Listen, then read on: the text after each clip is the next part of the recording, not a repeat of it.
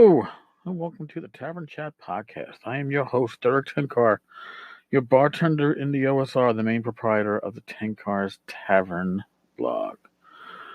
This, I believe, is episode number 63. We're going to be delving into a little bit more of the Con Ken madness in a bit, because I know it's exciting. It's fun. It's funny. It is. It is Ken. You can't make this shit up. Before we do, though, some quick things. I've revised the tavern's Patreon to better reflect what it is that I'm actually doing. It was out of date and obviously wasn't doing very well, and I'm not surprised because I hadn't updated it to reflect the fact that the tavern is no longer just a blog. Tenkar's Tavern is a Facebook community, an active one. It is a Discord server, a very lively one. And it is this daily podcast.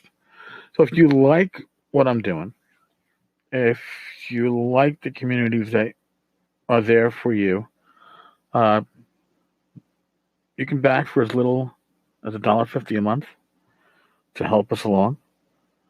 The goals for the Patreon are not dollar goals. They're supporter number goals. So it's the number of people that support, not how much they support for, that's going to move our goals forward. And I actually like that because it really reflects what it is that the tavern does in all its forms. It's community. First, we have a voicemail from Tim Shorts. So we're going to go to that. And then we're going to delve into some Ken madness. Hey Eric, Tim Shorts from Gothridge Manor here. Hey, I wanted to maybe bring attention to a Kickstarter you haven't seen. It was the Dungeon Tarot cards. They're not tarot cards. They're tarot cards for DM toolkit, something like that. I backed it. It's got like 3 different categories, like plot hooks and areas. I don't remember the exact details. I backed it for a deck, and then they just hit their stretch goals. Their stretch goals works a little bit different. Instead of by money amount, it's based on backers. The one stretch goal they just hit for 200 backers, I think, was the wilderness one, and then the next one is for 400 backers, which would be, I believe, is the urban one. And then it's like it's in pounds, so I think the buy-in is around 20 pounds or 15 pounds, and then 6 pounds for each additional one. So thought I'd bring your attention to that. So yeah. All right, Tim, that's an interesting Kickstarter. I could not find Shit or Shinola on it. You're doing a quick Google search. I might have to go deep into Kickstarter and look, or maybe email me or Google plus me the link, and I'll look at it, and maybe I'll post about it and talk about it here. All right, so let's go on to the madness. 2 days ago, on Monday, I posted about how Con Ken, all right, Ken Whitman, since he's posting comments on the blog under his own name, so I don't have to obscure who it is. Yeah, Kenny was sending emails to Louis.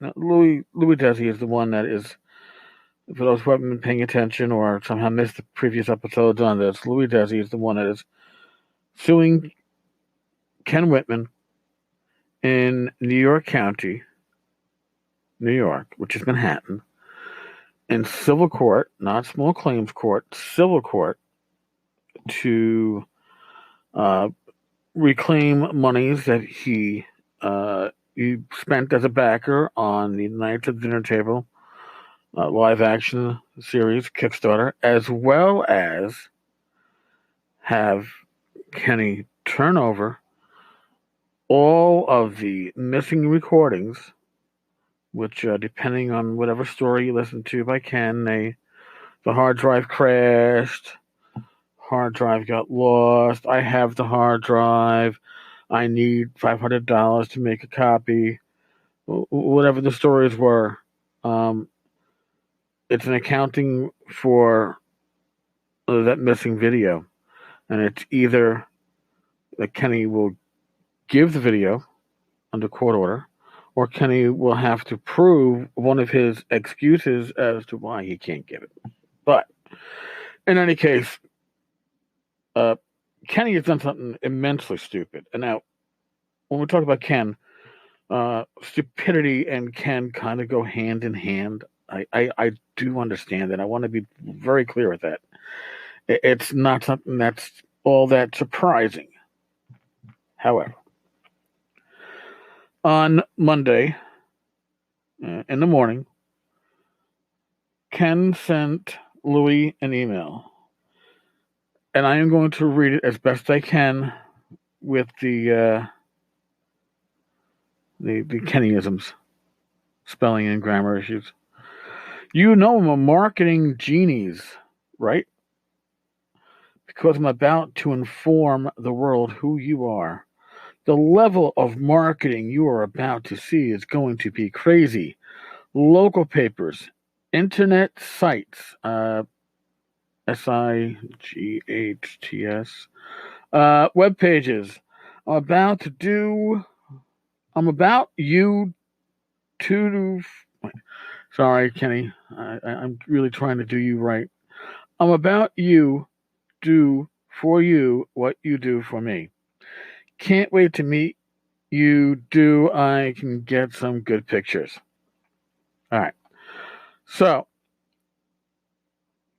right there, he is trying to intimidate the person that he is being sued by threatening to ruin his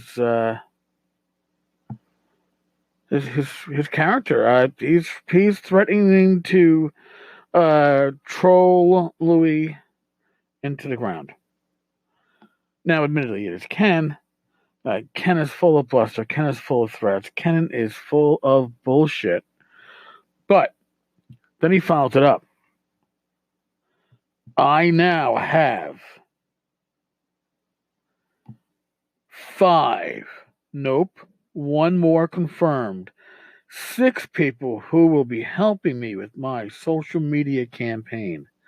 We will find everyone you know online in your hometown and inform them of your disbarment for aggressive behavior and you bankrupt. Let the games begin, you cocksucker. And as I repeatedly told Ken, Louis was not disbarred. Louis was never admitted to the bar. There is a technical difference. Louis didn't lose anything. Louis was never removed from anything. He never was granted it in the first place. It does make a difference. And if Ken is going to throw shit out there, at least he should be correct in the shit that he throws out there. But let's take this a little bit further. So I put this up on Monday. As of early this morning, Kenny, in his infinite wisdom, and believe me, with Ken, it is infinite wisdom, he is posting comments on this fucking blog post. And I can't understand why. It's like, dude, you are going to court. You are going to be held accountable for your actions. You want, when things come up in court, whether it's your history or you don't want any recent bits of, I don't know, threatening people, especially the person that's like suing you, but threatening people online. I don't get it. Because somebody said, eat shit, Kenny, and Kenny's response, how much do you weigh? I don't know if I can eat that much shit. You know what's funny?